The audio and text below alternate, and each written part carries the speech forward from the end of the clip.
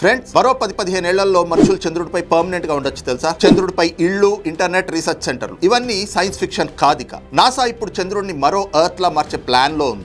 చంద్రుడిపై మానవ నివాస స్థావరం ఏర్పాటు చేసేందుకు అమెరికా అంతరిక్ష పరిశోధన సంస్థ నాసా ఒక భారీ రోడ్ మ్యాప్ ప్రకటించింది. ఈ ప్రాజెక్ట్ పేరే ఆర్టెమిస్ బేస్ క్యాంప్. ఈ ప్రాజెక్ట్ ను నాసా తన ఆర్టెమిస్ ప్రోగ్రామ్ లో భాగంగా చేపట్టింది. కేవలం చంద్రుడిపైకి వెళ్లి రావడం కాకుండా అక్కడ మనుషులు శాశ్వతంగా నివసించడానికి, పరిశోధనలు చేయడానికి ఒక మౌలిక సదుపాయాన్ని అంటే బేస్ క్యాంప్ నిర్మించడంతో పాటు ఇక్కడ సాంకేతికతను ఉపయోగించి భవిష్యత్తులో మార్స్ పైకి మనిషిని పంపించడమే నాసా అంతిమ లక్ష్యం. నాసా ఈ స్థావరాన్ని 3 దశల్లో నిర్మించడానికి ప్రణాళికలు సిద్ధం చేసుకుంది. మొదటి దశ రోబోటిక్ మిషన్లు. బ్లూ ఆరిజిన్, ఆస్ట్రోబోటిక్, ఇంట్యూటివ్ మిషన్స్ వంటి ప్రైవేట్ సంస్థల సహాయంతో చంద్రుడిపైకి అవసరమైన పరికరాలు, చిన్న రోవర్లు, విద్యుత్ వనరులను పంపిస్తుంది. 2, 3 దశల్లో మానవ ల్యాండింగ్ అలాగే నిర్మాణాలు చేపట్టబోతోంది. నాసా రోడ్ మ్యాప్ ప్రకారం రాబోయే ఆర్టెమిస్ మిషన్ల ద్వారా వ్యోమగాములు చంద్రుడి ఉపరితలంపైకి చేరుకుంటారు.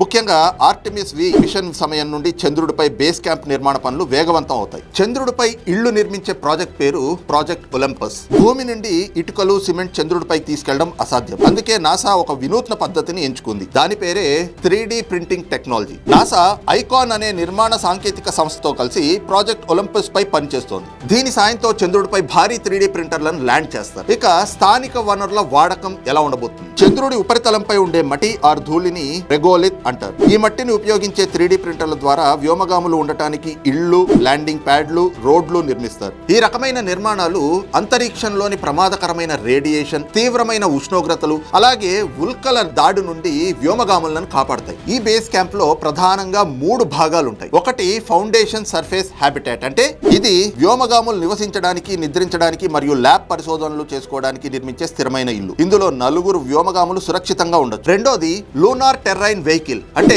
చంద్రుడిపై అటు ఇటు ప్రయాణించడానికి ఓపెన్ రూఫ్ ఉండే ఒక ప్రత్యేకమైన రోవర్, అంటే ఒక కార్ లాంటిది అనుకోండి. మూడోది హ్యాబిటబుల్ మొబిలిటీ ప్లాట్ఫారం. ఇది ఒక రకమైన లివింగ్ వ్యాన్ లాంటిది. ఇందులో ప్రయాణిస్తూ వ్యోమగాములు వారాల తడబడి బేస్ క్యాంప్ దూరంగా వెళ్లి తమ పరిశోధనలు చేసుకోవచ్చు. చంద్రుడి సౌత్ పోల్ దగ్గరలో ఉన్న షాకిల్టన్ క్రేటర్ పరిసరాల్లో ఈ బేస్ క్యాంప్ నిర్మించబోతున్నారు. ఎందుకంటే ఇక్కడ చీకటి గుంతల్లో ఐస్ వాటర్ రూపంలో నీరు ఎక్కువగా ఉండే అవకాశం ఉంది. ఆ నీటిని తాగడానికి, ఆక్సిజన్ తయారు చేయడానికి అలాగే రాకెట్ ఇంధనంగా మార్చుకోవడానికి కూడా వాడుకోవచ్చు. చూసారా ఫ్రెండ్స్, ఒకప్పుడు సముద్రాలు దాటిన మనిషి ఇప్పుడు అంతరిక్షాన్ని ఒక కాలనీగా మార్చేసే దశలోకి వచ్చేసాడు. Moon base. ఇది సైన్స్ ఫిక్షన్ కాదు, ఫ్యూచర్ రియాలిటీ. నెక్స్ట్ జనరేషన్ పిల్లలు మూన్ ట్రిప్ ని ఫారెన్ టూర్ గా చూడొచ్చు. మరి చంద్రుడిపై మొదలవబోతున్న మనిషి భవిష్యత్తుపై మీ అభిప్రాయం ఏంటో కింద కామెంట్ చేయండి.